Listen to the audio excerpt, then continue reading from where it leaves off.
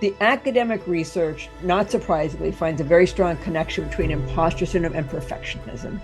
But I knew not everyone resonates as the perfectionist. So as I started noticing these, kind of doing a kind of a thematic analysis of what I was seeing with these rules, is that I came up with, if you Google what are the 5 types of imposter syndrome, that's my work. Sometimes people inaccurately describe them as archetypes or personalities, but indeed what they describe is 5 distinct ways that those of us with imposter feelings misunderstand what it means to be competent and therefore apply that to ourselves. So the perfectionist, the expert, the soloist, the natural genius, and the superhuman, those are the 5.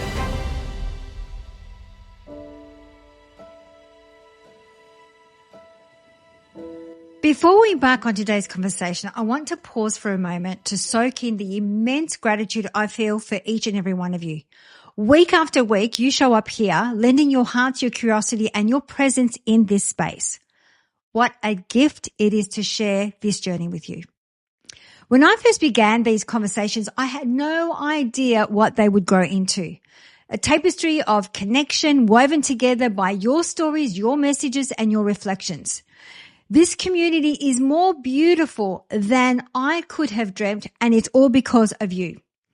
Every note you've sent, every story you've shared about how these conversations have landed in your life fills me with profound sense of joy and purpose. It reminds me of the magic we create together, the way we're learning, growing, and celebrating the tender, messy, and extraordinary moments that make us human. So as we look ahead to 2025, I am so thrilled to share that there are even more luminous conversations, soul-stirring guests, and transformative stories waiting for us. Together, we'll continue to dive deep, ask meaningful questions, and discover new ways of being. If this space has touched your life, if you've even found a slither of inspiration, I would love for you to join our growing circle by hitting the subscribe button. It's such a simple act, but it allows us to expand this beautiful community and welcome others into the warmth we've created together. And now, my friends, let's take a deep breath and step into today's conversation, a moment of connection and discovery that I hope will leave your heart fuller than when you arrived. Thank you. Have you ever felt like an imposter in your own life? As though your successes are just a series of lucky accidents and it's only a matter of time before someone pulls back the curtain and exposes you? Well, you're not alone. In this deeply transformative episode, I sit down with Dr. Valerie Young, a pioneering expert on imposter syndrome, to explore the unspoken fears that hold us back from embracing our own brilliance. Together, we'll uncover the roots of this phenomenon, shatter the myths that perpetuate it, and chart a path towards true confidence. So grab a cup of tea, find a cozy spot, and join us on this liberating journey of self-discovery, because the world is waiting for the real you. Enjoy. So good morning, good evening, or good afternoon. I always start this way, depending on which side of the globe you are sitting on at this very moment. We have another special guest, and I'm really super excited about this topic. So we've got the lovely Dr. Valerie Young. Welcome to the show. Thank you so much, Catherine. I'm excited to be here. I'm excited that you're here because I am really intrigued about the imposter syndrome. So let's get started. The way that we love to start is we love to ask our guests, what inspired you to do what you do today? You know, it's an interesting question because I wasn't inspired. I never thought of myself as going into this field as my profession and focusing on this topic. I think like a lot of people, you stumble into things. And how I stumbled into it, Catherine, as I was sitting in a class. I was a doctoral student at the same university where my mother was working as a second shift custodian. She was a janitor there, cleaning one of the science buildings. And somebody brought in a paper by Pauline Clance and Suzanne Imes. Those are the 2 clinical psychologists who are credited with coining the term, the imposter phenomenon. And the students started reading this paper and describing how all these bright, capable, competent women, because at the time they thought it was mostly women, and that's who their population they were looking at, were women, felt like they were in over their heads. They were going to be found out. They were fooling people, and they were imposters. And I just sat there nodding my head like a bobblehead doll. Right? And they looked around the room and all the other graduate students were nodding their heads. So we decided to start a little imposter support group, started meeting after class, talking about our intellectual fraudulence, how we're fooling all of our professors. And after about 3 weeks, I started to have this nagging feeling that even though everyone else was saying they were an imposter, it's like I knew I was the only real imposter. So I think that was the inspiration for me to focus my doctoral research on a related area of women's self-limiting attitudes and behaviors. And my degree is in education. So as soon as I started getting my findings, I immediately turned it into an educational intervention, which is a very academic and fancy way of saying I created a day-long interactive workshop on the topic. I love that. I love that. So I'd love to really understand let's start with what is exactly imposter syndrome? Imposter syndrome, and again, it was originally called imposter phenomena. And I just want to clarify from the beginning that despite the fact that I continue to use the term imposter syndrome, it's not, nor has it ever been a kind of psychological diagnosable condition or mental health condition of any sort. Clinicians, psychologists, they see syndrome as a mental health kind of issue, but the dictionary describes a syndrome as a set of thoughts and feelings and behaviors which constitute a pattern, which is essentially what imposter syndrome is. But fundamentally, it comes down to this belief that deep down, I'm not as intelligent, capable, competent, qualified, talented as other people seem to think that I am. And what is so fascinating about imposter syndrome, Catherine, is that we have these beliefs despite concrete evidence of our actual accomplishments or abilities.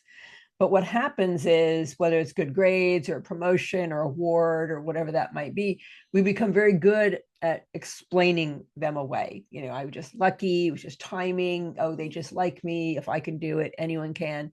So we're left with this fear of, therefore, that we're going to be found out. I can relate. I feel like I've definitely danced with the imposter for a lifetime, to be honest. So what are the biggest misconceptions, Valerie, when it comes to imposter syndrome? Because I've heard that some people will say it just gets bantered around and it's not really it's not a real thing. Yeah.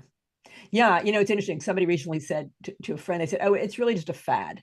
And I really understand why they would say that, because it has been so widely misused. Any little minor, or not, even if it's not minor, but completely understandable nervousness before making a presentation or a job interview, or it's suddenly, oh, I had imposter syndrome. These two women went to a nudist colony, a nudist hotel, and they were uncomfortable walking through the lobby. And they said they had imposter syndrome. I'm like, no, you were naked in a hotel lobby. That's what happened here. So there's just, it just gets constantly misused to mean also anytime you feel like you don't belong. Celebrities meeting the future king of England feel like an imposter. Well, why would you feel comfortable meeting the royalty in England, right? So I think it's been misused a lot, and that's why people think, oh, it's just, they're kind of dismissive of it. Yeah, so it's not a fad. It's something that manifests over time. Because I'd love to understand, because I feel like I've danced with the imposter for a lifetime, but I'd love to know, how did that come to fruition? Like, how does it typically manifest? What is it, some of the patterns that you have seen as part of your research? Yeah, I'm glad that you actually mentioned that, because we often think of it just in terms of the feelings of self-doubt or insecurity, lack of confidence. But in fact, there are behaviors associated with imposter syndrome. So how it shows up is in the form of what Clance and Imes described as different kind of common coping and protecting mechanisms, strategies, behaviors. In other words, when you feel like an imposter, even if unconsciously you don't even have a language for that, it's just this internal experience of, yikes, I'm going to be found out. We have to find a way to do two things, Catherine. We have to find a way to manage the anxiety of waiting to be found out, waiting for the other shoe to drop, and actually avoid being found out. So some of the more common, again, completely unconscious coping and protecting strategies would be kind of holding back or flying under the radar.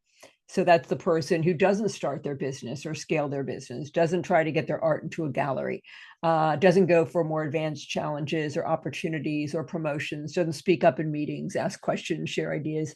This sense if I can kind of keep my head down, stay in this job I've long outgrown, it's safer there and I won't be found out.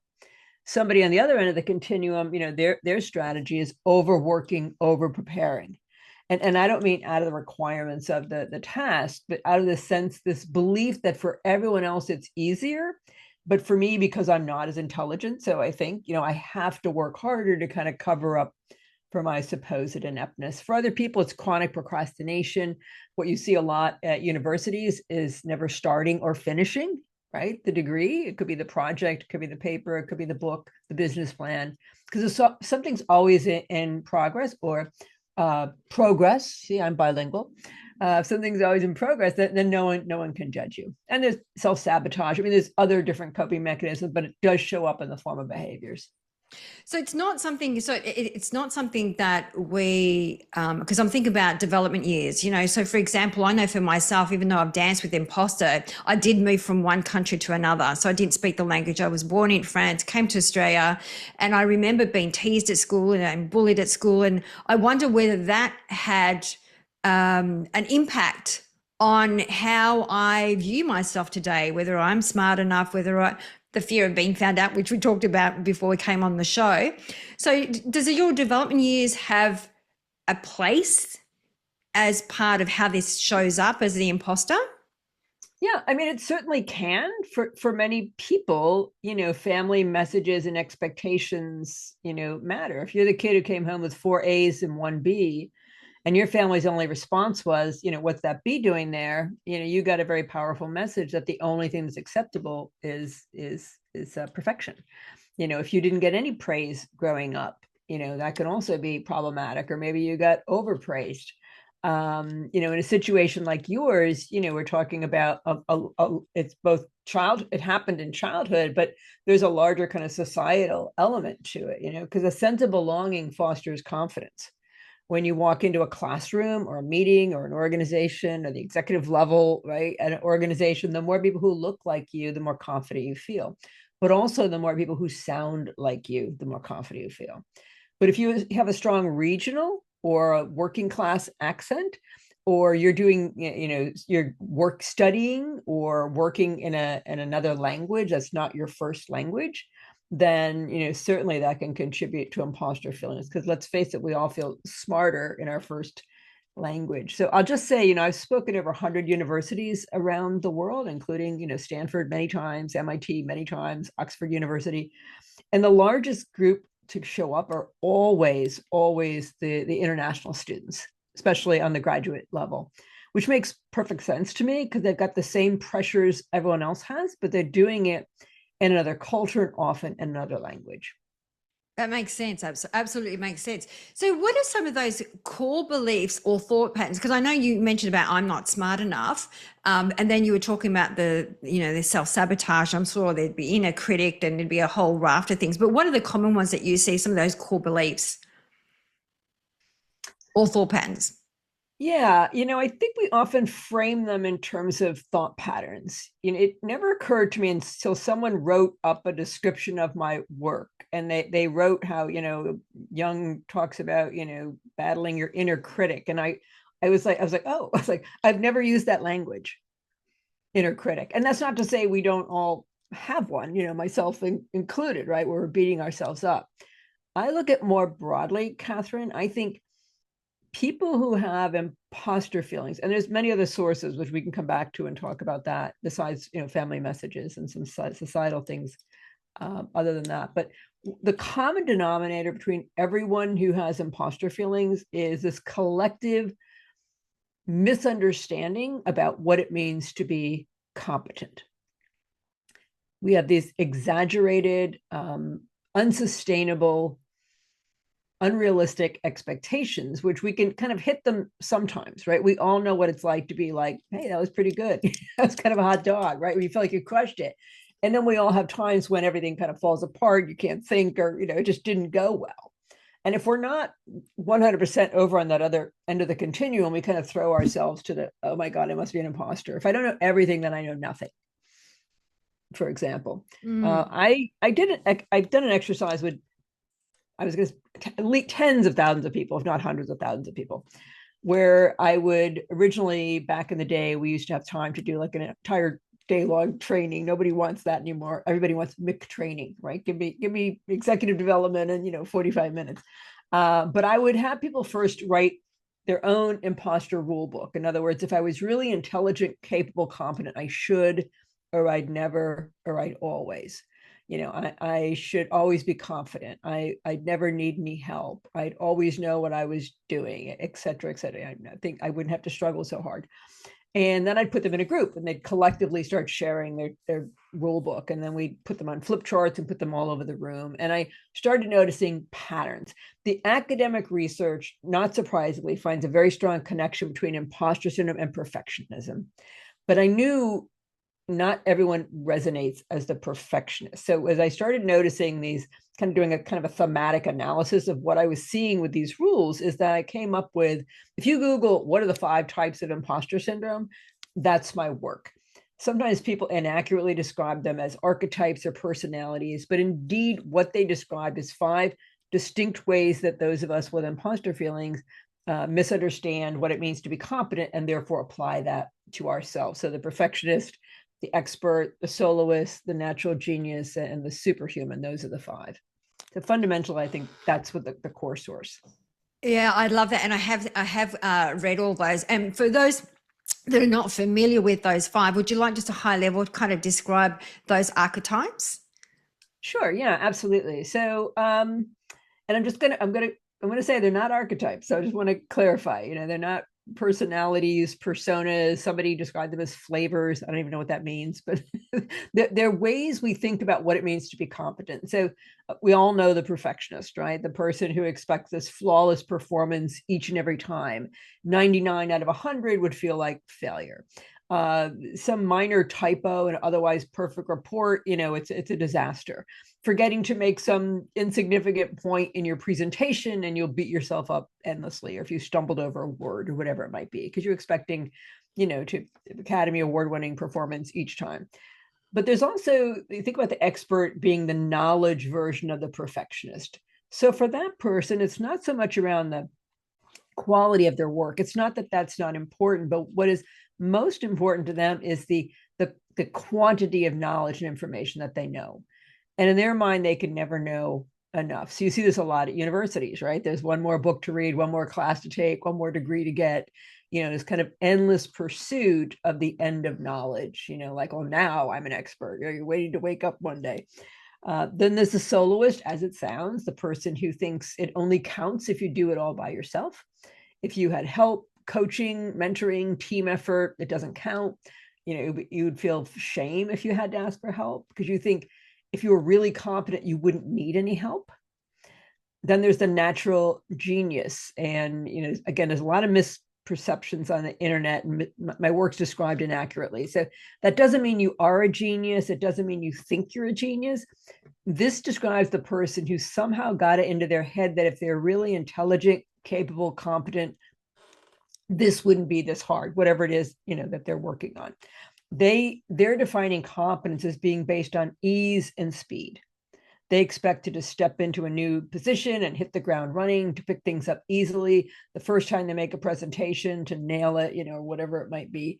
And then there's the superhuman, who often this just gets described online as being, that they are workaholic because they're insecure. It gets over psychologized. The superhuman is the person who is defining their competence as needing to excel in multiple areas simultaneously. So that might be very different, like leadership and scientific discovery, or they expect to be the big picture strategist, but also detailed executioner. Sometimes, especially for women, that applies to outside of work as well, not only to excel across all my different functions at work, but also to be the perfect, partner, parent. House has to look great. We have to look great. and make it look easy. So those are the 5 types: perfectionist, expert, soloist, natural genius, and the superhuman. Thank you so much for clarifying that. And also for when I think about archetypes, I think about psychological archetypes. So thank you for the clarification. Not so much archetypes like Carl Jung's version of archetypes. Right. But I love that, the way that you describe that. So out of the 5, which ones are the most common that you see in your work that you do?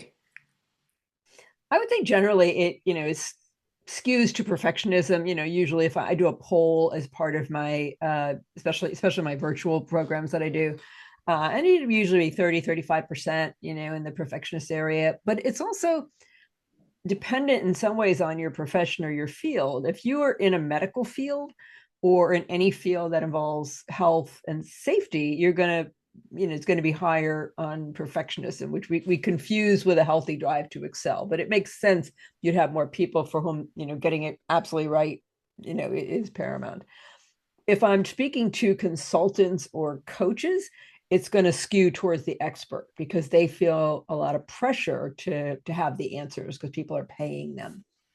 That makes sense, actually. Yeah, it makes a lot of sense. Because when you actually initially started talking about procrastination, I was thinking there's such a link between perfectionism and procrastination, because it's like it's never good enough. So you hold, and I see this more in corporations where they hold back the information and they always miss the deadline because it's never good enough or it's not right. And so, yeah. Yeah, but procrastination can also, let me just say, just for the record, how procrastination protects us. Years ago, there was a young woman at a university who really wanted this very competitive internship. To get it, she had to complete a very, in-depth application process. She had 6 months to do it. She starts it the day before it's due, right? She gets it in on time, but she doesn't get the internship. How procrastination protects us, whether a perfectionist or not, how procrastination protects us is she could say to herself, well, I'm disappointed, but I'm not surprised, because she knew it didn't reflect her best effort. But the problem is, if she had gotten that internship, Catherine, she probably wouldn't have felt deserving, because she would have known, whipped it off at the last minute. When I show up at the internship, they're going to realize sooner or later that I don't deserve this and I'm an imposter. Oh, I love that, because, I always look at procrastination and just for working with, I do executive coaching. A lot of the time, the procrastination, from the obviously different verticals apply, different, kind of roles that you play, was very much about fear of failure, fear of judgment, those kind of things. So holding back because they were constantly procrastinating. But it was always that I'm not good enough, I'm not smart enough. Right. And that's true too. Yeah. I don't want to suggest that that's not true. But the thing about the coping mechanisms, whether it's holding back, whether it's a procrastination, never starting or finishing, overworking, over preparing, the good news is they work. If they didn't work, we would have given them up a long time ago. When I say they work, meaning they do the job they're supposed to do. They help us manage the anxiety of waiting to be found out. They help us avoid being found out. Yeah. The problem is we get this protection at a cost. We pay a price for the protection that we get from our patterns. So, I very much invite people to think about, how does your pattern serve you? What does this pattern help me avoid? What does it protect me from? And what does it help me get? If I procrastinate, I get time to do stuff I'd rather do. If I work ridiculously hard, I'm probably going to be successful. But again, what's the price? Like, what will happen if you never change this pattern? There's always, I think, a financial price at some point. What opportunities and experiences might you miss out on? Because once you can say, here's what I'm getting, here's what it's costing me, I can make a conscious choice. Before, it was an unconscious pattern. I might say, you know what, I'm going to keep my lousy pattern because it's working for me so far. It's keeping me safe. It's making me successful. I'm working insane hours. Or you decide the price is too high, but at least you're making, I'm so sorry, a conscious choice. I must always have this phone turned off. A conscious choice. This is actually a teachable moment, because this is one of those like stuff happens moments. Yes. Where you just have to oh, well, the phone rang. We'll all live. I so resonate with what you're saying. We have a positive psychology coaching academy, and we look at psychological archetypes, whether it's the inner critic or the saboteur, and we do look at it. It serves a purpose. When you understand it serves a purpose, what is it protecting you from? What are you avoiding? what's the secondary gain, then you can understand, then you have a choice. You go, okay, now I understand why Yep. it's, and what are the benefits? Well, like, why are you hanging on to this pattern? Then like I said, they have a choice. They can understand the consequences, all the costs of Mm-hmm. hanging on to this psychological archetype. Yep. So Yep. I resonate 100% with what you were saying. Yeah, that's great. That's great that you teach that.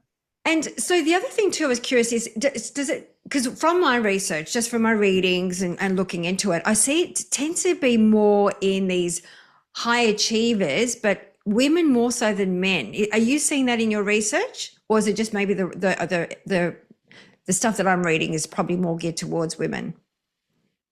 Well, two things. I think there's a lot of focus on high achievers, but I also find imposter syndrome impacts people who could achieve more were it not for these nagging feelings of fraudulence. So they're not always, their coping mechanism may cause them to not achieve when in fact they have tremendous potential. So that's a real cost societally, I think. Originally, the original thinking was it was primarily women. Then the research kind of flipped, and it was very quickly determined in the late 70s that men also experienced imposter syndrome. And then for a while the research was saying it was really even, and then research just came out recently that looked at all these different academic studies over a period of years and found that it does skew a little bit more towards women, which is my experience. And again, that's not to say men don't experience it, but I think society has given women more things to feel inadequate Mm. about. It's because I do see it like in corporate. I mean, I've been in corporate for 30 plus years, and I do see when there's roles that come up, men say yes and worry about how to later, whereas women sit Yeah. back going, should I, could I, am I going to be clever enough or smart enough for this role? Is this role, they really sit with it before they actually put themselves forward. And sometimes it's almost like you have to give them a little bit of a push, give it a go, just say yes and work out how later. So I'm seeing it in my own work. It's very more skewed towards women, executive women. Yeah. Mm. Yeah, although interestingly enough, there was a study with I think it was 46 Israeli executives, and looking at their reasons for seeking out management coaching, and the explicit reasons they gave was to become better leaders.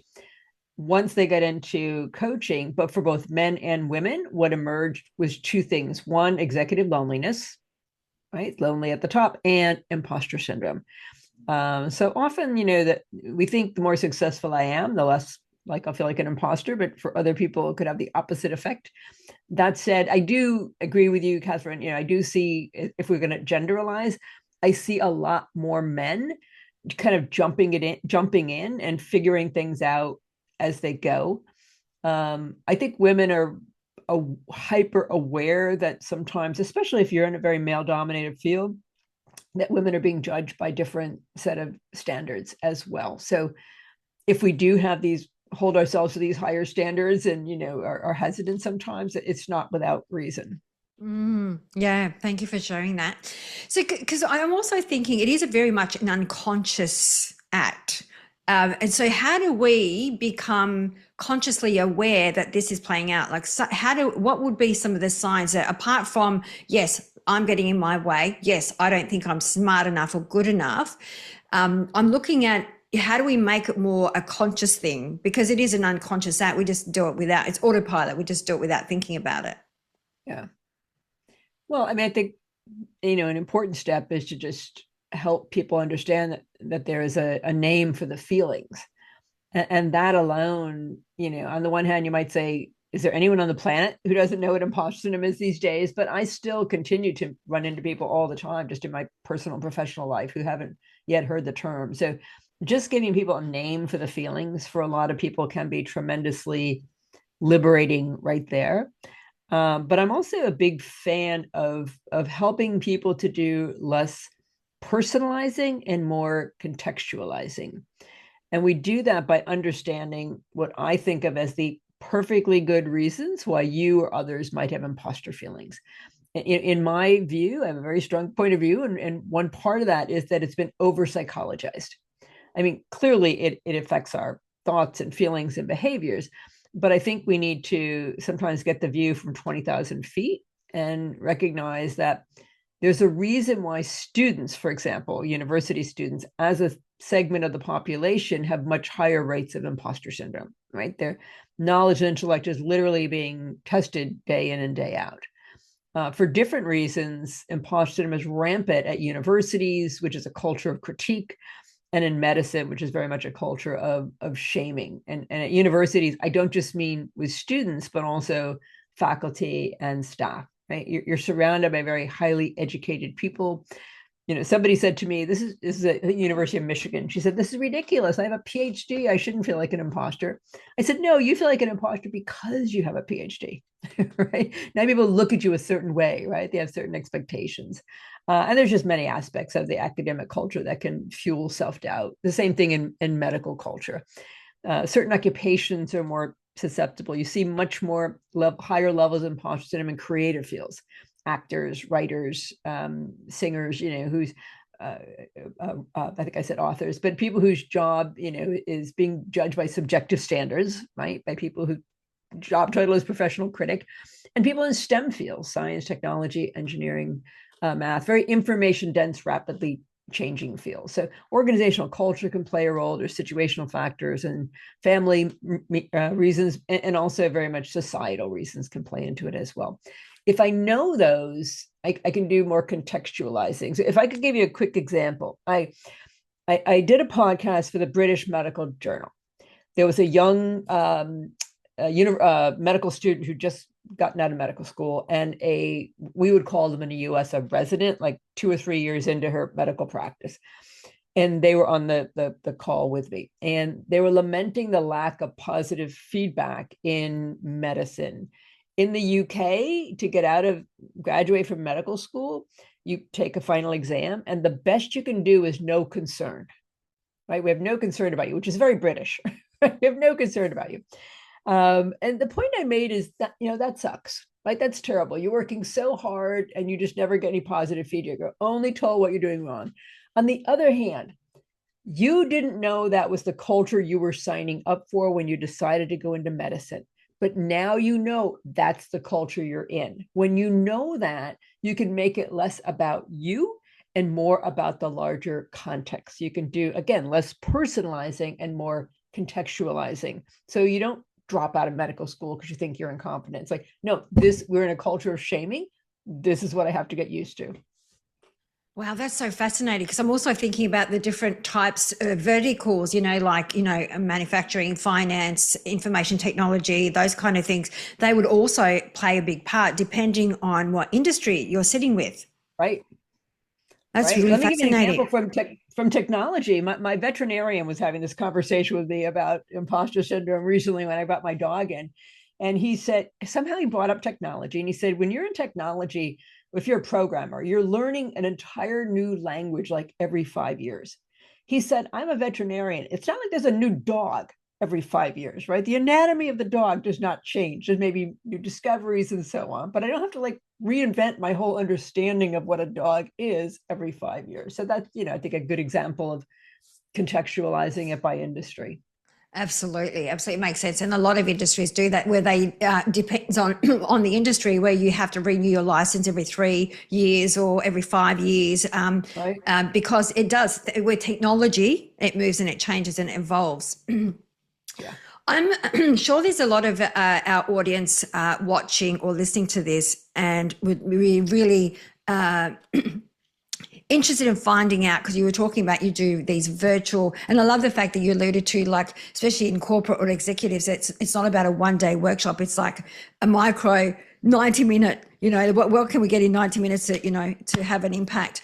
So for those that are interested in doing your program, what are they, what will they be stepping into? What are some of the things that you really unpack when it comes to the imposter syndrome? Yeah, that's a great question. I look at it like the goal is not certainly to fix anyone. My goal is to give people kind of three things. One is accurate information. We have a whole program called the Imposter Syndrome Informed Coach, for example, Imposter Syndrome Informed Manager, because people are not imposter syndrome informed, whether they experience it or not, but they need to be, right? If they if they lead, manage, mentor, train, coach, parent other people, I think we all need to be imposter syndrome informed. So I don't just do programs for people who identify, but again, anybody in the organization. So on the information side, I want people to have a clear understanding of what it is and what it's not. It's not a fancy term for low self-esteem, for example. Where does it come from? What are some potential sources of imposter syndrome? And then how does it show up in the form of behavior? So that's kind of on the information side.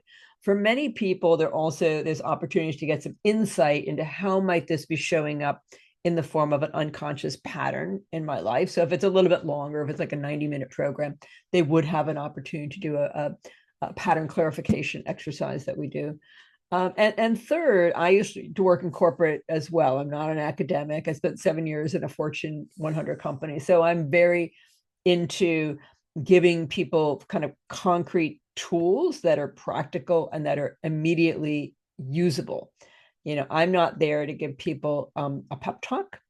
I look at it like if pep talks work, imposter syndrome would have disappeared a long time ago. So true. Absolutely so true. So when you're talking about patterns, because that's the other thing too, as part of like the work that we do in the academy, it's interesting how once you become, I always say, if you can name it, you can tame it. Once you make the unconscious conscious, it's where do you go from there? And I see this over and over again. I'd love to hear your thoughts about this, Valerie, is like, well, I have this information, I'm aware of it, but why do I allow these patterns to reoccur and continue to play on, even though I have all of this information and knowledge about it? Do you see this with the imposter syndrome where they're informed, they understand what it is, they understand how it shows up and how it impacts their life. But yeah. What's getting in the way of them really making those changes so that they can either integrate it or, get rid of it? I think what gets in our way, and it's interesting you asked the question this way, because I haven't thought of it this way until you said it, Catherine, is if you don't have an alternative, you're going to rely on what you've always said or thought or done. But if you can provide people with an alternative, you see, people who don't feel like imposters, we look at, if someone said to me, oh, really, you feel that way? I've never felt that way. Like we make these assumptions that they're so much more capable or confident or, than we are. They're no more intelligent, capable, confident than the rest of us. It's just in the exact same situation where we're having an imposter moment, they're thinking different thoughts. So it's a matter of learning how to think like someone, I describe them as a humble realist.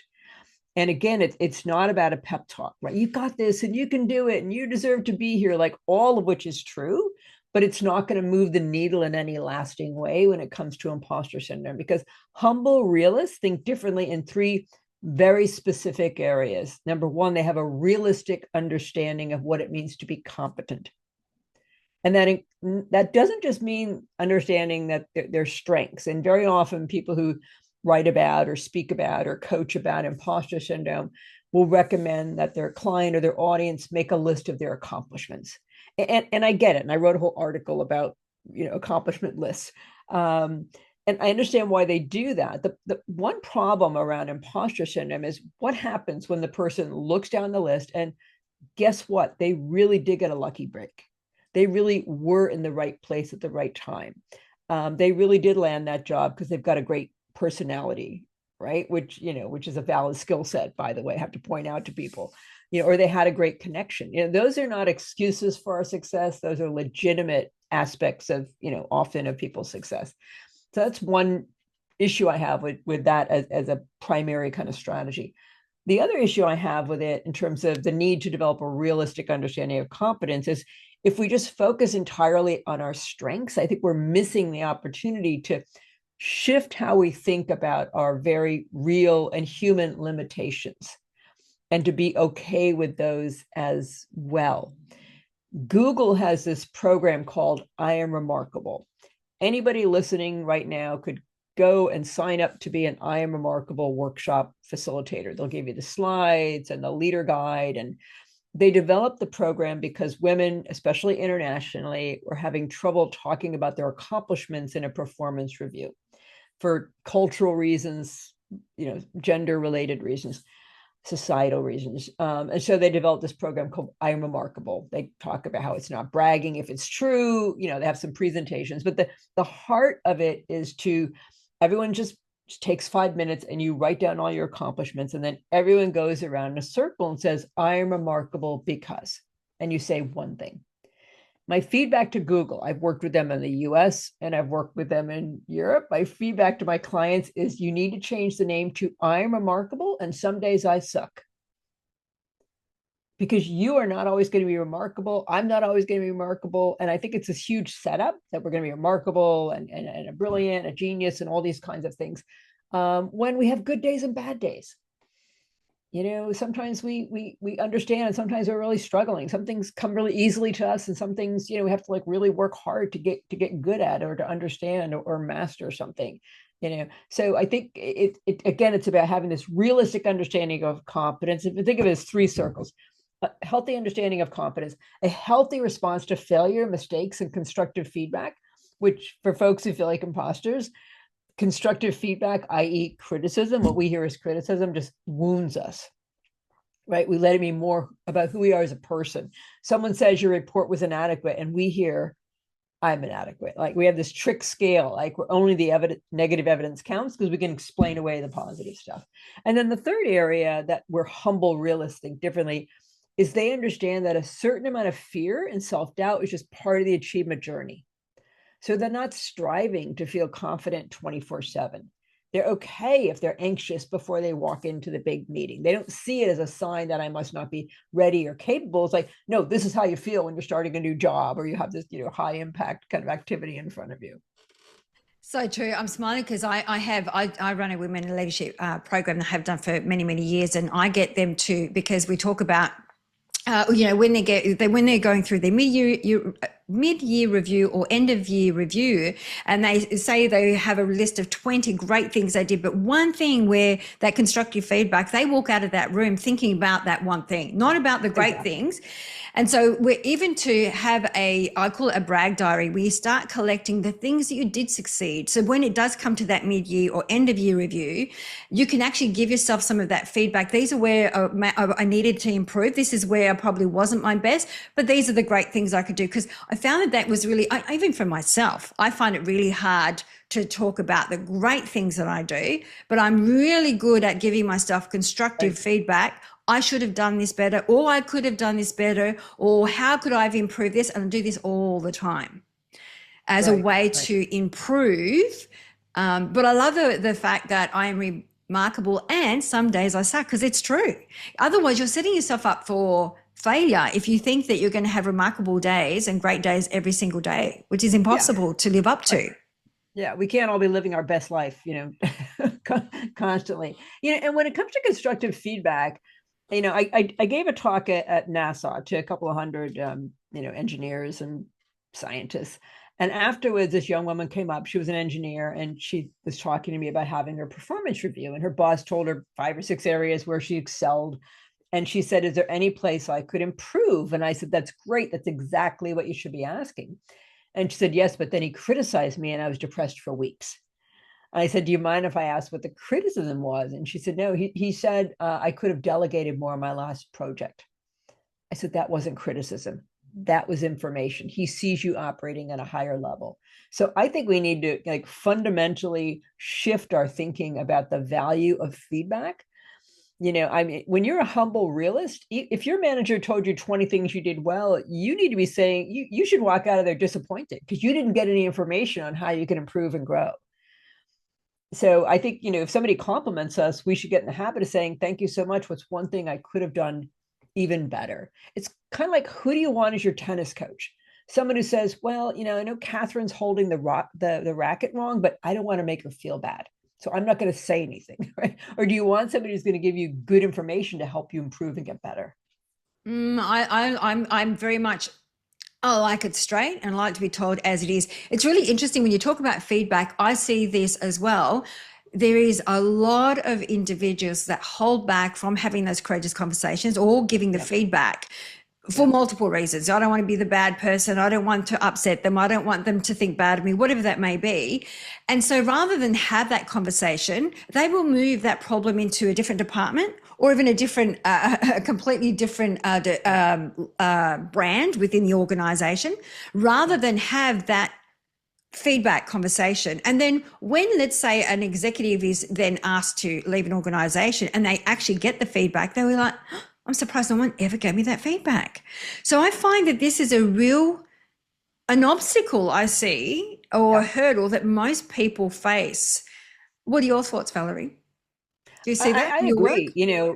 Yeah, very often, when I deliver a in-person or virtual seminar to, at JP Morgan or Microsoft or, whoever it might be, often managers they'll ask like, how can you give feedback, to an employee? And I'm not a management expert. I'm not a feedback expert.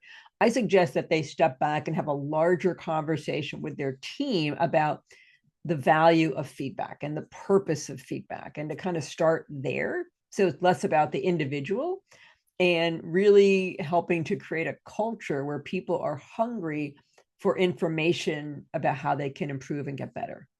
I love that. I think it's a better approach because you're aiming for the global collective point of view, and then if need be, then you can go to the individual. I always my approach is always ask for permission first, and then have a conversation by asking them questions. So, how do you think the meeting went yesterday? And to get a bit of an understanding, because a lot of the times when people, the way that they show up is unconscious anyway, so they're not even aware of their behavior. And so sometimes by just having that conversation, asking them what their thoughts and feelings were about a specific meeting, it will give you an indication as to why they showed up that way. So I think that you can have a really constructive conversation without the constructive feedback, because I think what holds people back is by actually having to tell them they did something wrong. But to flip it and ask it instead is a much softer approach. Yeah, I agree. I agree. Mm. The only place where that often doesn't happen, or it's different, is if you are self-employed or you have your own business. And then you really need to get used to getting feedback because your customers are giving you information. There was a woman who wrote, she was a coach, an executive coach, and she wrote an article in a major newspaper here in the US. And she talked about, ironically, coming back from delivering a talk on imposter syndrome. And a young woman emailed her to say she enjoyed her talk, but that she had said 100 times during her talk. And she said, even though she tells people, feedback is a gift, when she got it, she was hurt, she was angry, her daughter was furious. How rude of this young woman to write to you.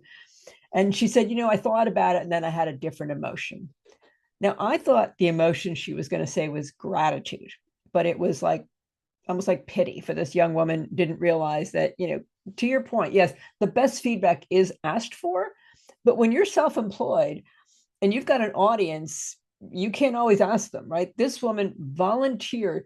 She not only told you that you said, she quantified it 100 times in a 60-minute conversation. You should be sending her roses, right? She gave you some incredibly valuable information. I totally agree with you. And we get feedback all the time. Through our corporate clients and our academy, especially in our academy. And I always say feedback is a gift because we take that feedback and we implement it. And our students love it because they go, thank you so much. You're actually doing something about what we shared with you. So I always look at it as a gift, but you're right. It does make a difference when you've got your own company for sure. Yeah. Valerie, is there anything else that you would like to unpack about the imposter syndrome before we wrap up? Because I'm conscious of your time and before we go into our 3 shiny golden nuggets, is there anything else that you would like to share with our audience about the imposter syndrome that we haven't covered? I would. There's a few narratives out there, but one of the new narratives in the last few years, Catherine, is that imposter syndrome is a good thing. It's our superpower. It's like a badge of honor that we should embrace. And I reject that reasoning for a few reasons. That the arguments are that it's good because it motivates us to work harder and to prepare more. I don't want my motivation to work hard to come from trying to outrun the no talent patrol, personally. I think women and people of color, and many of us with imposter syndrome, are working hard enough already. Thank you very much, right? And let's, there are people who are motivated by fear. I totally get that, and by wanting to not be found out. So I do understand that, but the research also shows that women are less propelled by self-doubt. Women are more likely to step back than step ahead when they feel, a lack of confidence. The other reason I say it's a good thing is it means we're learning. Well, I reject the idea that we have to feel inadequate to be learning. I mean, it's true, it comes up at times of change and learning, but again, we don't have to feel inadequate. By definition, we don't have to feel like an imposter. And the other reason they say it's a good thing is that it keeps us humble. I've been doing this for 40 years, Catherine. I have heard not one single woman say, I think I'm going to keep my insecurity, my self-doubt, my imposter feelings because it keeps me humble. Right? Never, right? Hubris is more of an issue for men. Oh, and the other reason that they say it's good because the fact that you feel like an imposter means you're not, because only somebody who is an imposter wouldn't have imposter syndrome.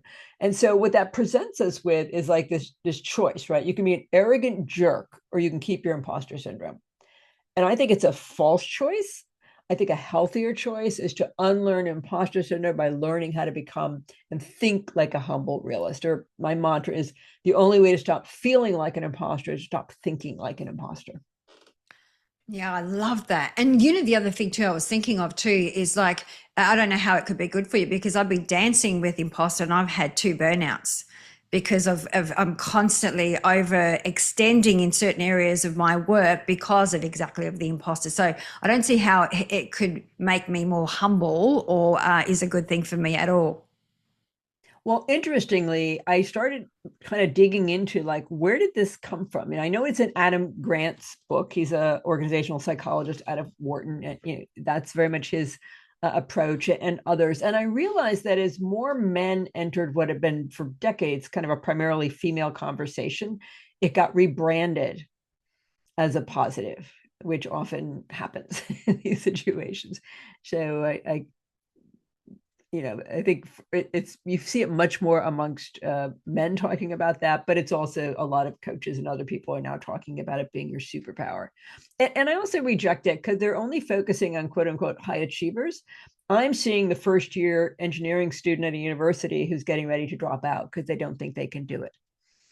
Or the person who's not getting their art into a gallery because of imposter feelings or going for the audition or scaling their business or whatever it might be. And that links into what you were saying at the start, right? Is they start, they don't finish. Right, exactly. Because it gets in the way. What other, just before we wrap up, what are the other things that you're seeing as the imposter syndrome is getting in the way? Like, what does it stop us from doing? Like, apart from, applying for roles and putting ourselves like, I always say, get comfortable with being uncomfortable. That's how we grow. And that's where the magic happens. Right. That's my mantra as a way to feeling Yeah. comfortable in the moment. It's okay that you're feeling a little bit anxious right now. It's okay that you're feeling Yep. uncomfortable. Absolutely. But I don't allow it to stop me. Yep. Yeah, I mean, it impacts us in many ways, and the impact on individuals is also an impact on the organization. Imposter syndrome impacts our productivity when we are, especially when we are either procrastinating or we're perfectionists. People with imposter feelings, there's lower career satisfaction, so it can impact retention. It impacts advancement, again, for the individual, and there's an organizational cost.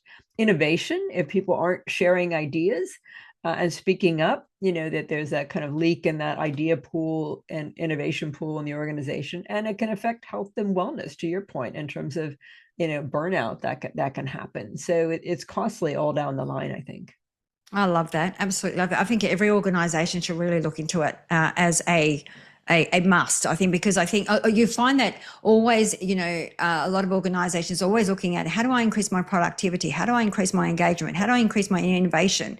I think the imposter syndrome would be the perfect way to sort of delve into and really unpack, to really discover what's going on within the culture of the organization. Right, absolutely.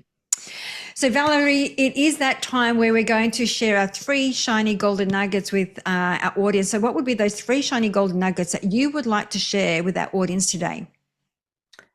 One of the golden nuggets, Catherine, is there's an exercise that Pauline Clance came up with, which is to, in your mind, like imagine going back in time and going to all the people that you think you fooled over the years, university professors and managers and colleagues and customers and clients, etc., And imagine sitting them down and explaining exactly how you fooled them.